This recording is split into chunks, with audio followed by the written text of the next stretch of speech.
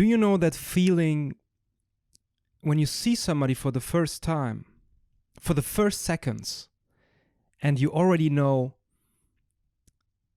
there's a special connection? You feel it immediately. You feel like comfortable and excited at the same time. And you immediately want to bond with her or him. You want to know everything about her desires, her fear, and you're ready to be vulnerable with her. And it happens in a split second. And you have that sensation immediately here, in your stomach. Some call it butterflies. It can happen in that split second. Maybe you saw her in a bar from further away, and you keep like observing her. You notice like small sweet things, how she moves her shoulders when she speaks, how she touches her neck, how she laughs. And man, you want to be the reason she laughs the loudest. Maybe she's happy. You want to make her happier. You're ready to be happier. And then maybe you manage to talk to her. You imagined her voice already. But in real, it's even more beautiful. And you can't take your eyes off her. You can't, but you have to, because you're getting nervous. You get shaky legs. It gets warm and cold at the same time. And you know you will be not able to think about anything else in the near future. And you still have that sensation. And then you go home. And you still feel it deep here. And you're sure this must be love. It must be. And then you have diarrhea.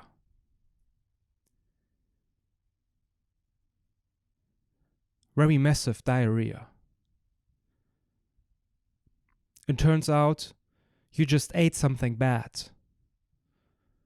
And you thought it's love. It was massive. Very explosive.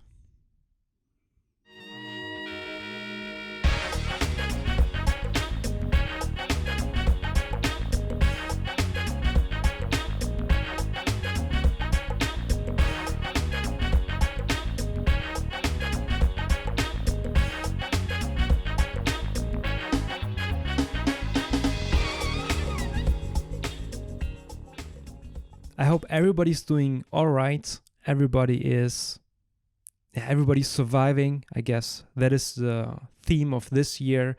It is 2020. Let's survive. It's getting tough. We have been told there's another shutdown. Just supermarket pharmacies are open. No gyms, no nothing. And when I talk to friends, when I talk to people, I sense a bit of, it's a bit more, it becomes difficult. In the beginning, I remember the first lockdown,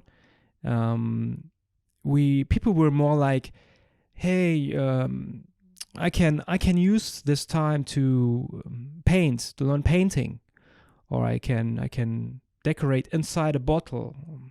I can collect different kind of nuts and these kind of things. And now people are more like, fuck paintings. And I have a nut allergy and these kind of things.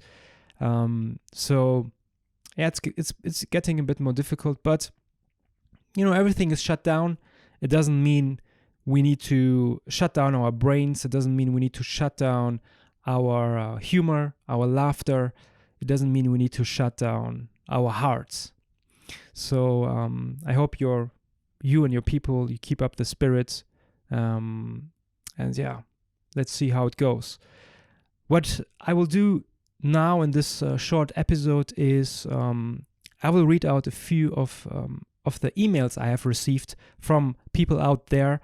Thank you very much for all the emails. And you can always reach me at tmsmt.inbox@gmail.com. That is tmsmt.inbox@gmail.com. You can write me a story. You can write questions, of course, questions. You can write a poem, whatever it is. I'm happy about everything. So let's get into it. Let me read out a few of the emails I have received. I printed out a few. Let's start with Jacob. Jacob wrote, "Hi Alkan, I'm a big fan of your podcast and curious about every episode." Thank you very much, Jacob. That's very kind. Also, congratulations to your new camera. You looked good before, but since episode 6, you look damn hot, my man. I'm straight, but I would sniff your laundry on a Tuesday, brah. Thanks. Here are my questions. I know your content is a podcast and not a stand-up show.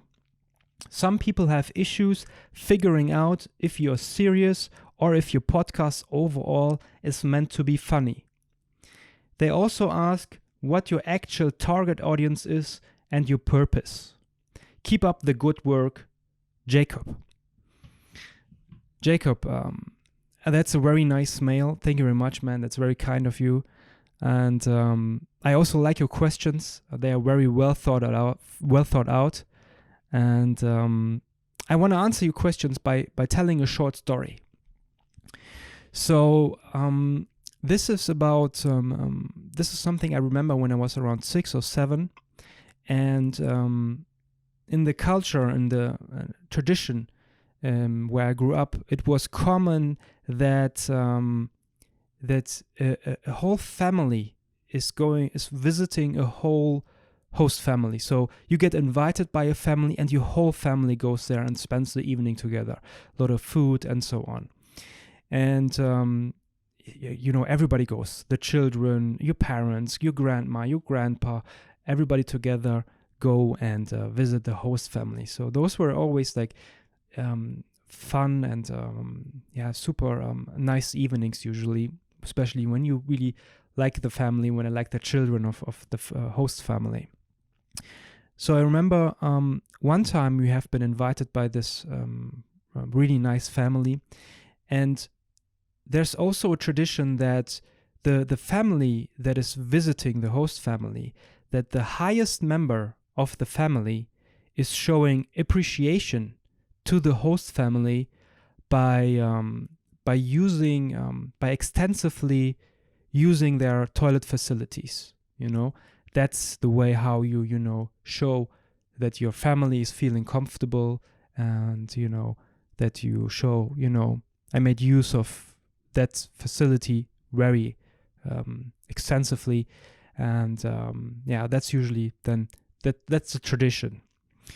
And so we got invited by this family, and I remember at the same day during the day I went shopping with my mother. And my mother, she picked up makeup and like a new lipstick in order to have something nice and fresh for the evening when we are going to visit the family.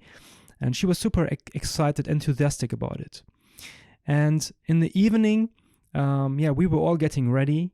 I was 6, 7, so I need a minute, pants, shirt, that's it. And my mother took a bit more time, and my grandma was also very excited about the new products of my mother. She also used it, and they were all getting ready and take some time. And the thing is, my grandpa, he was, in order to be able to show great appreciation to the host family, he was holding on to his toilet duties for like a day and a half. Yeah. So he was a little bit, hey, guys, let's go. And it took a bit time, but finally we managed to get out. So we were on the road to visit the family. It was a bit further away. And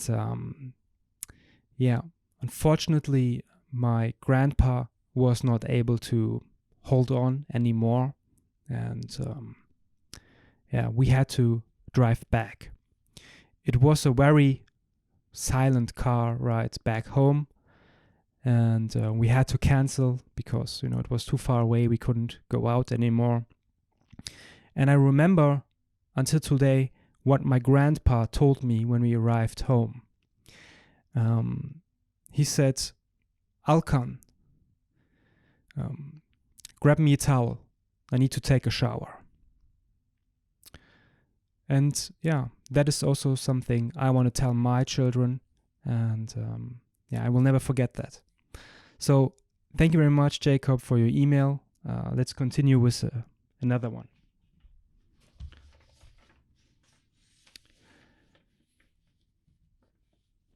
This email is from Tom. Tom wrote, "Hey Alkan, who do you think you are? You are full of shit." Okay. "You have never shared your mail inbox for this podcast, and suddenly you have mails and questions. I think you wrote those mails yourself. You have 100 views. Quit your bullshit, fuckhead." Tom. Okay.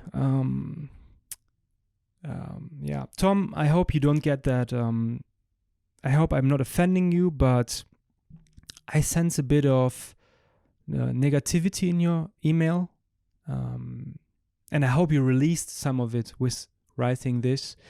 And, it's not the time for us to have that attitude, I think. But, that's up to you. I always say, don't concentrate on the bad. Don't concentrate on the negative. Concentrate on the positive. You cannot fight the negative every time, but you can concentrate on something else, and the negative might go away. Grab the light, and the darkness might bright up. So, thank you, Tom, for your email. Also, something else. Do you, when we were talking about the whole thing, which are shut down, everything is shut down. Do you remember the time when we still were able to go to a bar, we go clubbing? That seems so wild now, right? Like in a club, you went through the dance floor. They are like, you touch 35 people at the same time, and no distance. Now everything is, that's not possible anymore. But I also feel that we have replaced clubbing with the supermarket. And when you look at it, it's almost the same. You go to a supermarket, you often need to stand in line now. There's a queue. They have a bouncer. Just the other day, the bouncer, he was looking at my shoes, and I was like, fuck, I might not get in tonight. Maybe, he will not let me in. And then you stand there, and then you manage to get in. Your ticket is a basket, a shopping cart. And you see all the colorful lights. And I always take off my jacket and hang it up at the fruits and vegetables. That's the cloakroom. And it's for free, the cloakroom is for free when you go clubbing these days. I never understood back in the days when I had to pay for my jacket in the club. Like, I already paid for my jacket when I bought it. I didn't agree for in like installments or something when I bought it. So it makes no sense. But now these days it's for free, and then you can wander around, there where the sugar is. That's a techno area. And you have, like, when you go to a good one, a premium club, we have one. It's called Albert Heijn. It's really a good club. You have music there, really nice music, and in the back they even have like entertainment where you have to throw a bottle in a hole and you can win a coupon. That's always nice. You can buy like a teddy for your girl or something. That's super sweet. Good date. And you can just wander around. And sometimes Club Albert Heijn is even full. It's even full. The queue's too long, and you cannot get in. And then you have to go to a different club. And we have a shitty one here. It's called Aldi. That's a shitty club. It's there's like no music. The DJ is always sleeping, and the guests, they seem to be like homeless people just pretending to be shopping so they can push a car in a circle. And you don't have such a good time. Everything is a bit more messy. Your basket doesn't work properly. The ticket is not working. You usually don't have the entertainment machines. So it's not a good time, but it's still clubbing. You can still enjoy yourself.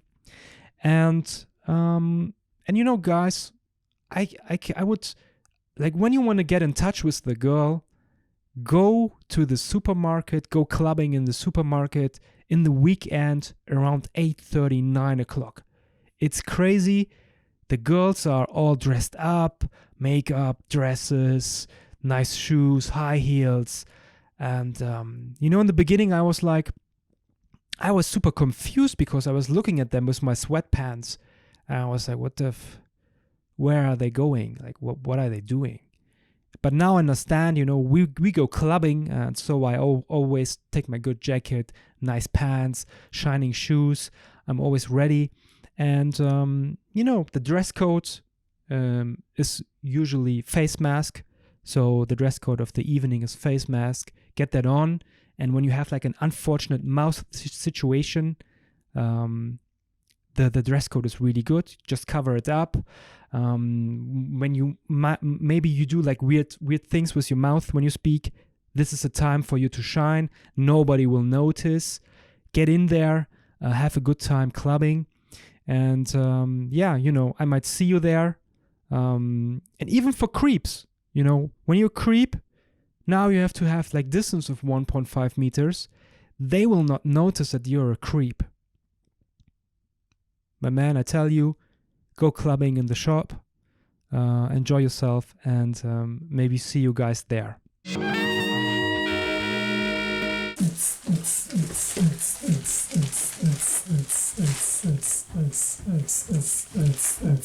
Just went clubbing.